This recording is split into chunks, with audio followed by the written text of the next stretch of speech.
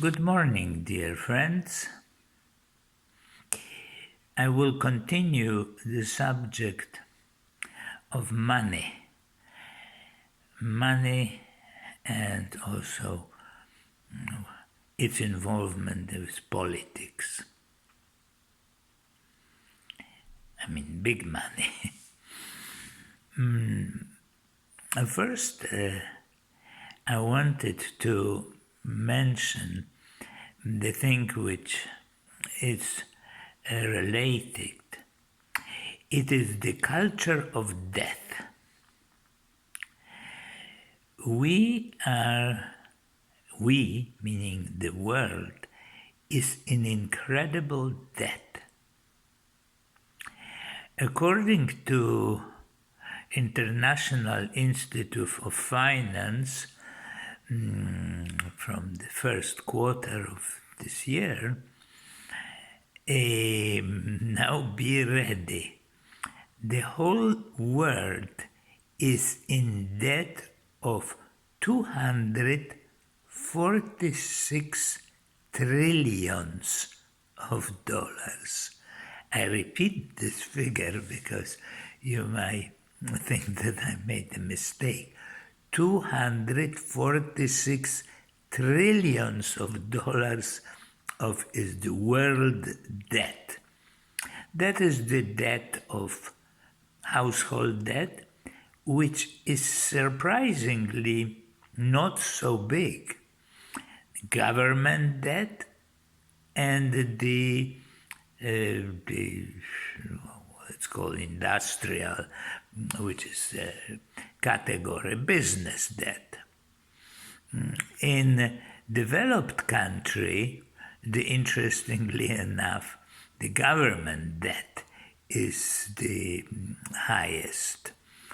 In the underdeveloped, developing country, the highest is the business debt. In each case, the household debt, which we will think is so enormous, is the smallest. It exceeds what we yearly produce more than 3 times. Actually, 320% more debt than what we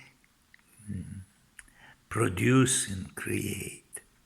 This data, so from, I get it via Bloomberg, but it is from one of the most reliable institutions, International Institute of Finances. It's not any Facebook nonsense.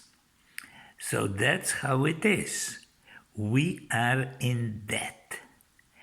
And if there will be any major financial catastrophe, who are in debt? The banks. They want to, other banks want their debt back. They will want to have their debt back from industry, not from us.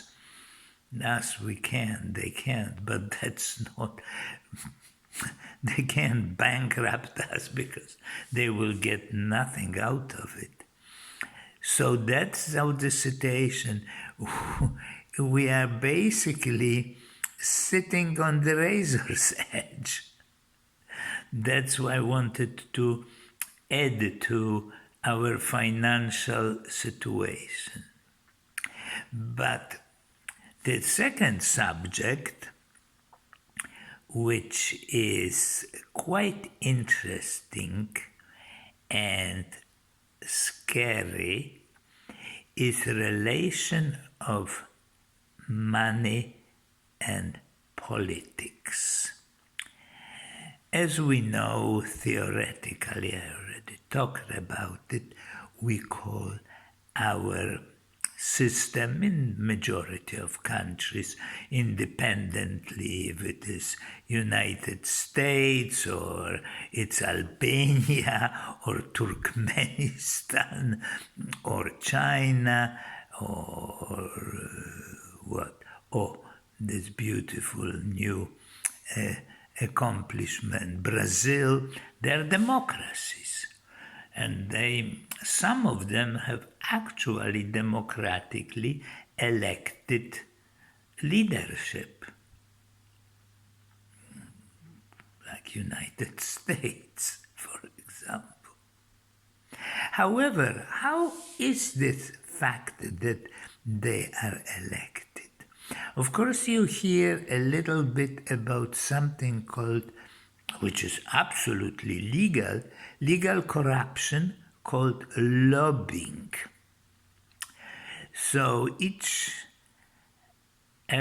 you can establish, it's a big business.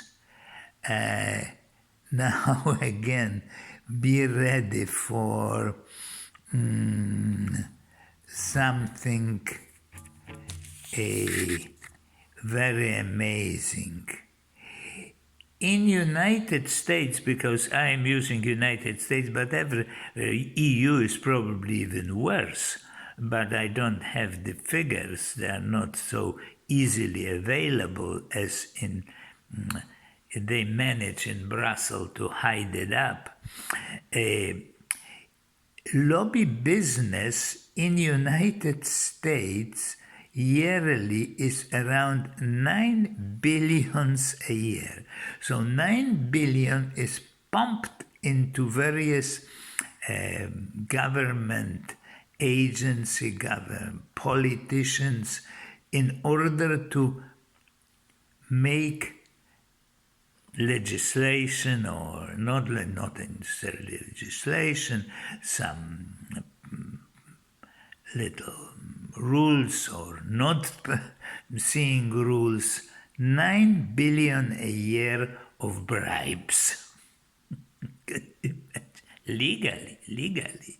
And in this case, I just around that Bayer accomplished that they can innocently use Monsanto produced Roundup, glyphosate, and poison people. What? Don't think it is only the bad America. Our beloved European Union and all the non-European Union countries have it legal. Recently in EU legalized it for next 3 years. Why? Because of lobbying. In United States is registered 12,000 lobbying businesses. Okay? That's our democracy and politics. And just one more thing which I wanted. I am laughing because it is absolutely absurd. You probably heard about a famous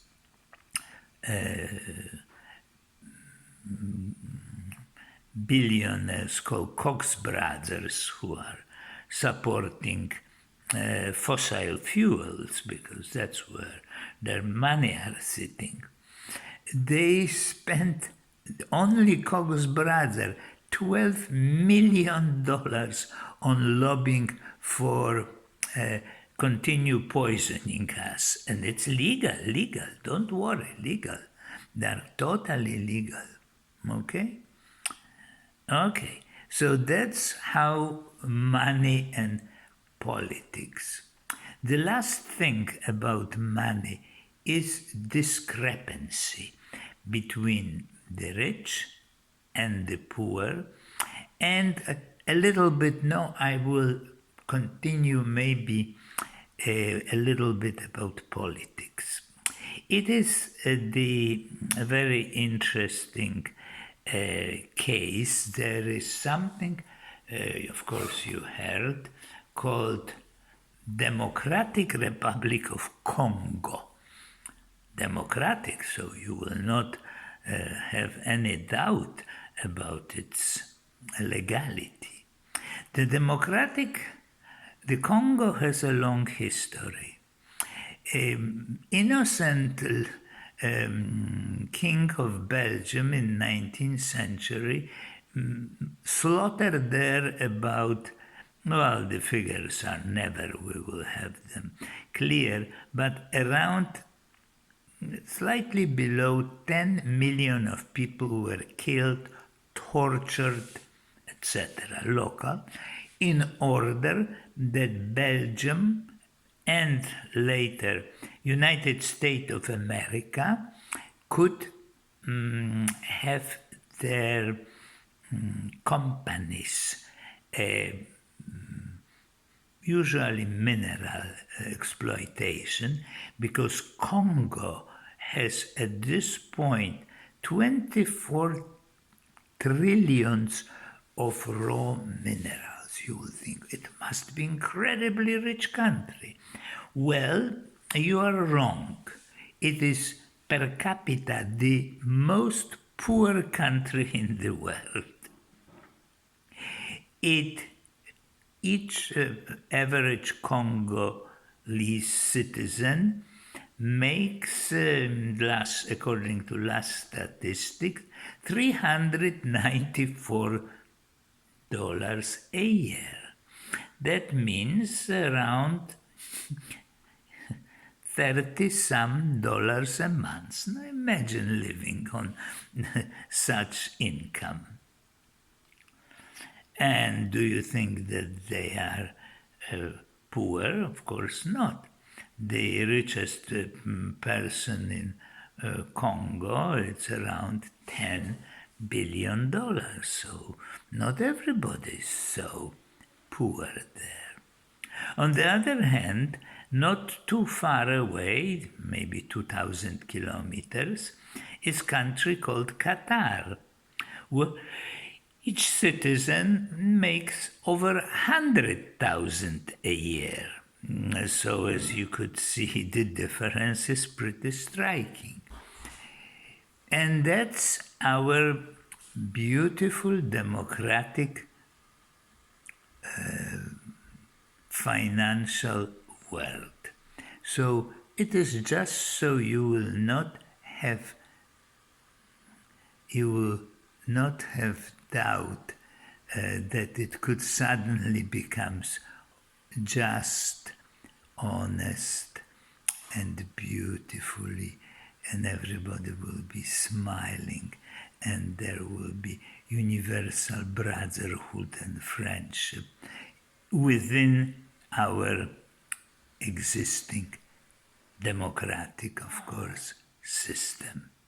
So on this, and these figures really, when I was a few years ago, 2 actually, these figures were not yet as striking, but striking enough, woke me up.